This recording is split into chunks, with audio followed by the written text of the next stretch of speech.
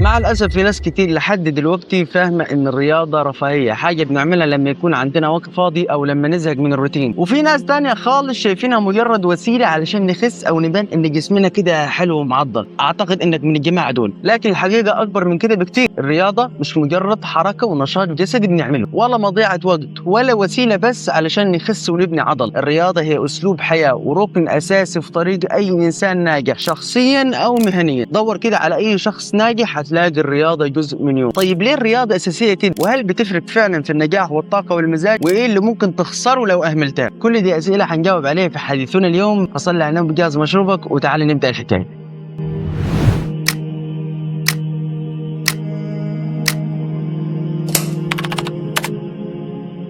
السلام عليكم ورحمة الله وبركاته، وأهلا وسهلا بكم في حديث جديد من حديث تهمك. بسم الله. النهاردة هنتكلم عن موضوع ناس كتير لحد دلوقتي فاهمينه غلط. فسواء كنت ولد أو بنت فلازم تعرف إن الرياضة هي أهم استثمار في نفسك، استثمار في صحتك، في طاقتك، في تركيزك وقدرتك إنك تكمل لما غيرك يوقع. في مقولة عجبتني جدا بتقول النجاح محتاج نفس طويل، والنفس الطويل محتاج صحة. يعني ببساطة مش هتعرف تجري ماراثون وانت بتنهج من أول 3 سلالم انت وطالع البيت. لو صحتك ضعيفة كل حاجة حواليك بتبدأ تنهار، شغلك، علاقاتك، أحلامك ومستقبلك وحتى مزاجك. الفرق بين شخص ناجح وشخص دايما تعبان ومتوتر غالبا مش في الذكاء ولا في الظروف بس، لكن في الاستمرارية، في الانضباط، في الطاقة اليومية اللي بتخليك تكمل. والرياضة بتديك كل ده. وخليني بقى أقول لك عن تجربة إزاي الرياضة بتغير حياتك وتقربك من النجاح. واحد، بتديك طاقة. الجسم اللي بيتحرك بانتظام بيكون فيه طاقة ونشاط أكتر وكسل أقل. الرياضة بتحفز الدورة الدموية وبتخلي الجسم يوصل له أكسجين بشكل أفضل، وده بيخليك تحس بنشاط ذهني وجسدي طول اليوم. يعني باختصار مش هتقوم من السرير وانت عامل زي الزومبي، لكن هتلاقي نفسك صاحي، دماغك فايقة وجسمك متحمس يبدأ اليوم. 2، بتنظم يومك. اللي عنده ميعاد رياضي ثابت بيتعلم يحترم وقته، ومع الوقت احترامك لميعاد تمرينك بينعكس على شغلك ومذاكرتك والتزاماتك كلها. يعني مش هتصحى كل يوم الساعة 2 الظهر وتقول يلا يا اولاد نبدأ يوم من الانتاجية. لا، مش هيحصل كده. فعلا الرياضة هتخلي عندك روتين صحي، مش روتين صحيت اكلت ونمت تاني. والاجمل انك لما تلتزم بالرياضة حتى دماغك هتتعود تلتزم بأي خطة سواء دراسة أو شغل. 3، بتقوي شخصيتك. الاستمرار في التمرين حتى في الأيام اللي مزاجك مش تمام بيعلمك أهم صفات الناجحين: الانضباط والالتزام والإصرار. دي كلها مهارات بتنعكس على شغلك ودراستك وقراراتك وحتى علاقاتك. غير كده هتبطل تكون من الناس اللي بيعملوا دايت يومين وبعديها يختموها ببيتزا عائلية ولتر ساقع. النقطة الأهم بقى 4، بتحسن نفسيتك. الرياضة بتخرج التوتر والضغط اللي عندك. وعلميا ممارسة الرياضة بتفرز هرمونات مسؤولة عن تحسين المزاج، اللي هم ظهروا قدامك، اللي هي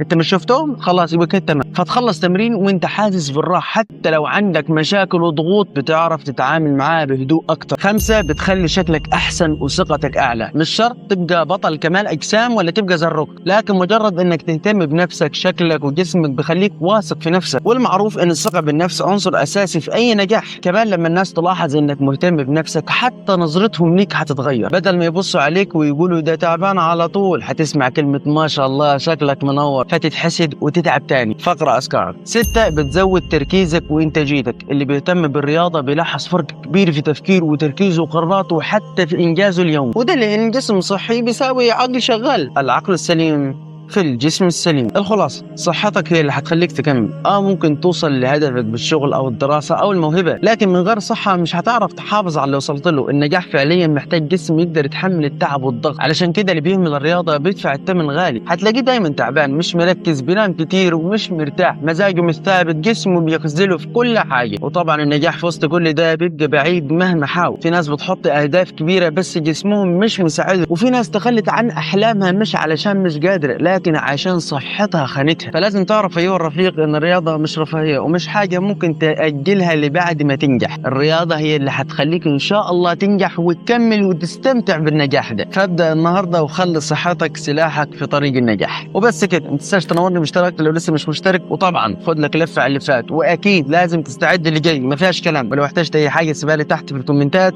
اشوفك قريب في حديث جديد من حديث تهمك، والسلام عليكم.